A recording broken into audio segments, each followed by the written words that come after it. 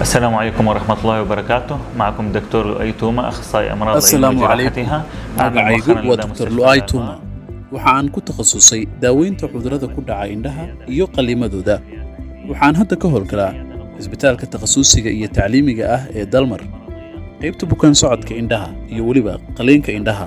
Adeegyada aan qabanno waxaa ka mid ah daaweynta cudurrada ku dhaca indhaha sida xaaladda degdega ah iyo weliba xaaladda iska caadiga ah, kormeeridda bukaanada xaaladoodu daran tahay, bukaanada qaba xanuunka biyaha indhaha ku furma, daaweynta bukaanada ee dhibaatooyinka sonkorta indhaha u geysatay, qalliimada iyo toosinta isha iyo qalliimada biyaha cad oo leesarka lagu bixiyo, qalliimada weershaha iyo qalliimada biyaha indhaha ku furmo. Isbitaalka Dalmar waxa uu ku yaalaa degmada Hodan, kiiloomitir 6. Soo dhawaada walaalayaal. Dalmar Specialist and Teaching Hospital. Higsigeenu waa caafimaadkaaga.